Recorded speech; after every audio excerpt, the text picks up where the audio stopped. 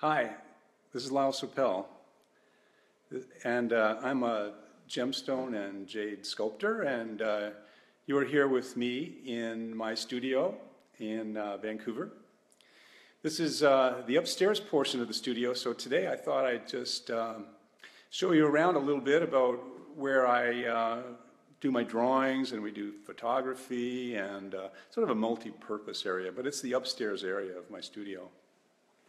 So in Vancouver today, we're kind of cold. It's about 6 below zero, something like that. So it's a bit cold, and I want to show you out the window.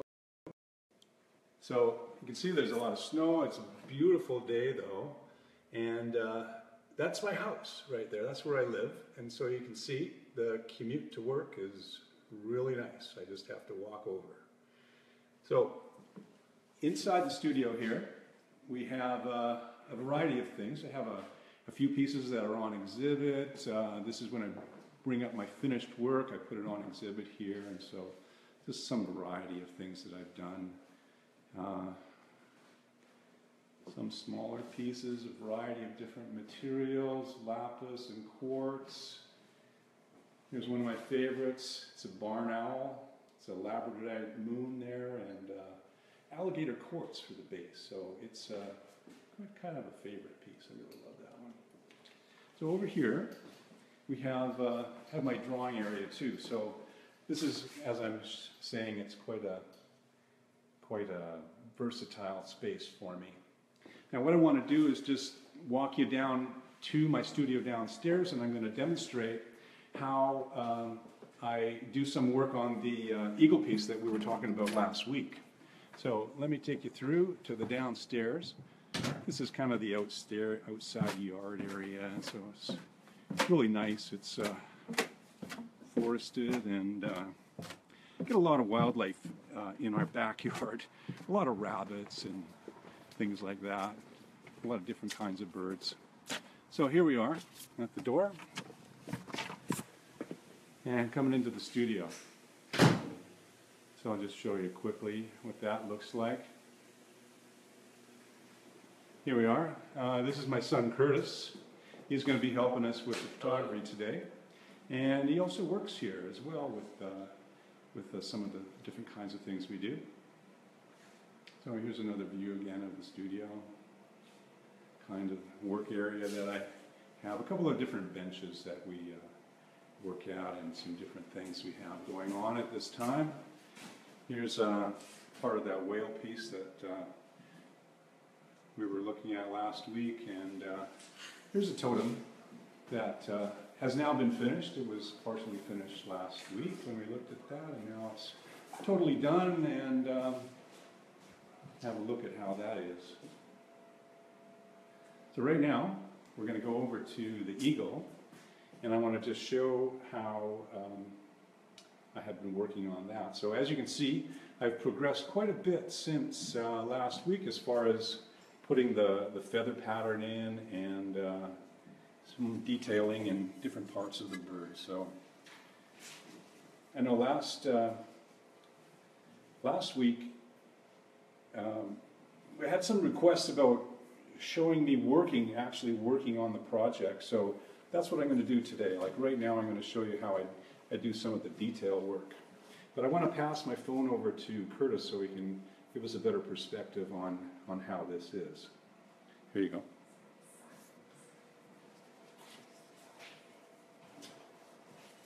So let me just hold this up for you. You can see really how big this piece is. It's about, I think it's about 23 inches in length, and I've roughed in the detail of the feathers. I've kind of cut them and then gone over them, and some of them are a little cleaner in preparation than others, and I haven't finished some places, and I've kind of smoothed over this. So this is one of the most nerve-wracking parts of what I do, because I've worked for months. I started this piece in the summer, and now it's like December, so you can see it's taken quite a while to get to this point. But it starts out as a 60-pound block of jade, and now, I don't know, it's less than 10 pounds. It's about 8 pounds of jade that's left over. So everything got carved out, and it's gotten so thin now. You can see that it's that's right where I want it. I don't want to go any further than that because might go right through. But that's kind of where I want it when it's totally finished. We'll get nice translucency throughout. So that's what I'm focusing on now with the feathers, is thinning them out, putting the detailing and so on in there. So I know from experience things can happen with a piece like this. So I'm always trying to stay focused and give my entire attention to what I work on when I work on it.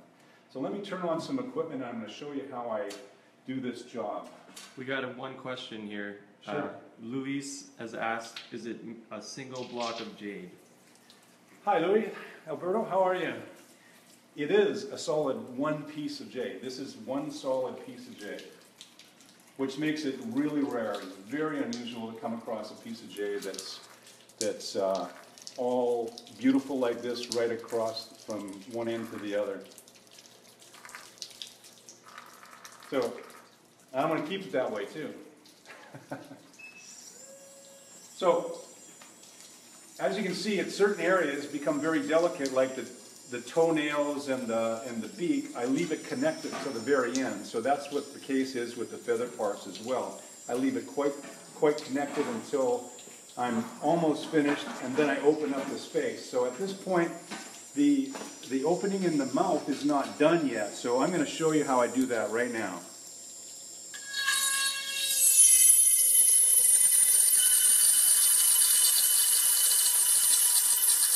So I want to keep a tongue in here. I don't want to take the tongue out, but I do want to have an opening that goes right through the beak and comes out the other side. But I want to keep the point of the beak connected so it doesn't chip off or break. So if I lose that chip on the end of the beak, or if I lose a toenail here, as far as I'm concerned, the project's done. I don't want that to happen at all. And it's not going to happen. So here I'm going to open up and go from both sides of the beak here. Keep the water running at all times, and I'm using a diamond bit here.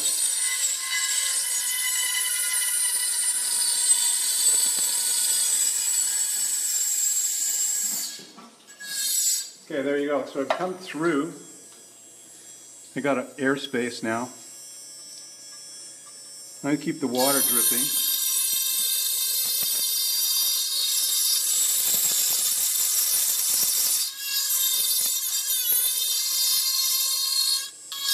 Now to help this look even more realistic, I go like right down behind the opening of the beak so I can kind of show the throat of the piece, and now I'm kind of shaping the inside of the tongue, and I want to make sure I get both sides symmetrical. And sometimes I work dry. I don't always have the water on the piece, but sometimes it is it's important to be dry. Carve it dry so I can actually see what I'm doing. So a lot of the times when it's wet, I cannot see the surface. So.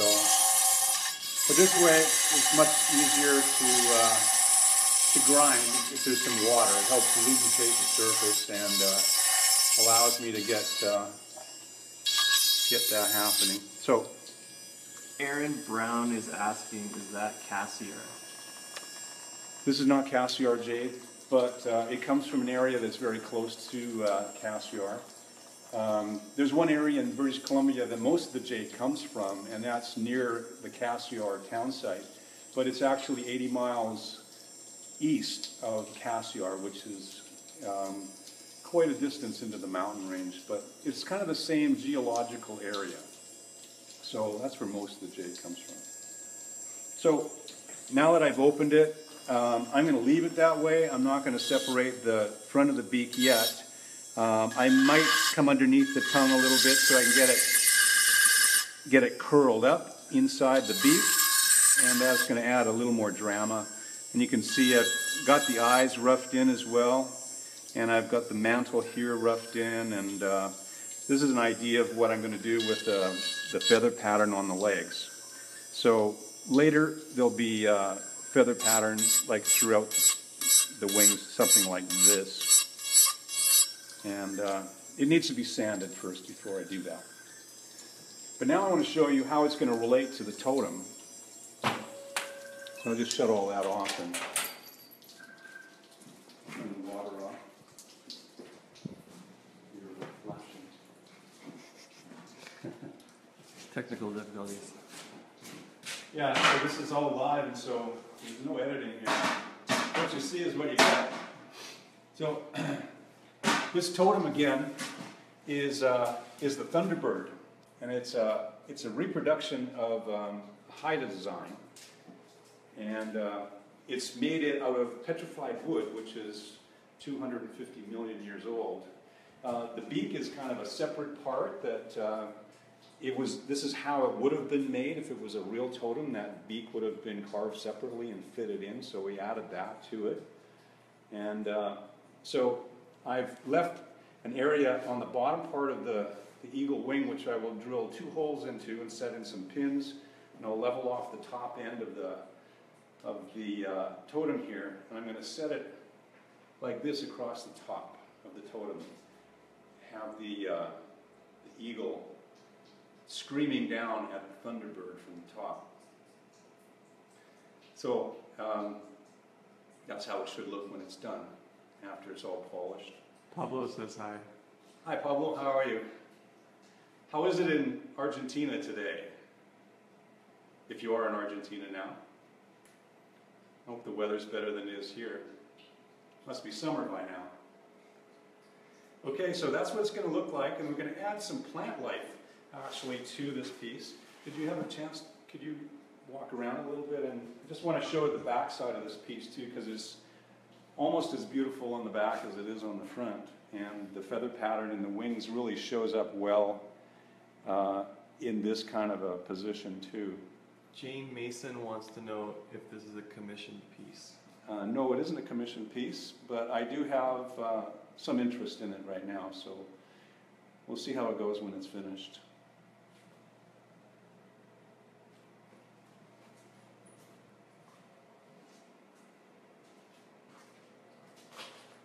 Okay, so we got a nice view of that. Now I'm going to put this down now. I just wanted to share a little story about the reason that I've chosen a totem for this, because a totem is a native symbol, and it's very sacred to the native population of Vancouver and in the British Columbia area for sure. And I just wanted to share that I had this experience when we lived in North Vancouver, where I was invited to take part in the sweat lodge. Some of you may know what a sweat lodge is, but it's basically it's a highly spiritual event that takes place, in this case, at the summer solstice. And so what it is a tent. They make a tent out of cedar boughs, and they bring hot rocks into this tent and pour water on them. So in effect, it's kind of a steam bath. And you sit in this for the entire evening, or all night in my case, and you sit with a shaman, and my experience was with 12 other men. We sat inside this sweat lodge. And I can't tell you how deep the experience is when the shaman passes you the tobacco pipe and pours the water on the hot rocks, the steam and the smoke, puts you into a different world. Well, I had this amazing experience of being birthed by the earth, and it was just something that I've stayed with me for ever since that experience. And I really attribute it to their spiritual connection to the earth, the native community's spiritual connection to the earth. And so after that experience, I approached the shaman and I asked him if he wouldn't mind if I used their native symbolism in the art that I produced. And he said, well, we don't mind at all, as long as you treat it with respect.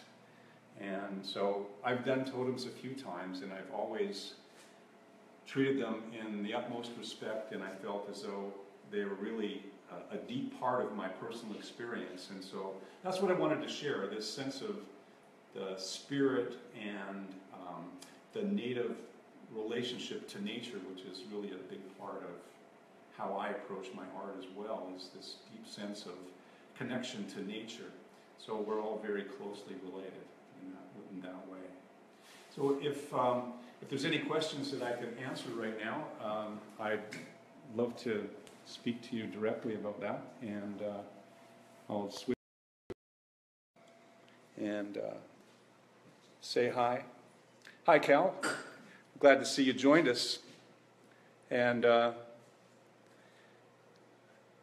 yeah, summer in Argentina, that's wonderful for the kids. I can see that. So it was great to be with you all today. And if you do have any questions, any further questions, then you can always just text me on Facebook or just email me, and I'd be happy to get back in touch with you. So next week, if you want to tune in one more time, I have a beautiful piece of lapis that I want to show you what I'm going to do with and get started on a different kind of thing. So look forward to looking at a lapis sculpture next week. So thanks so much for being part of it, and you made my day again. See you next week. Bye.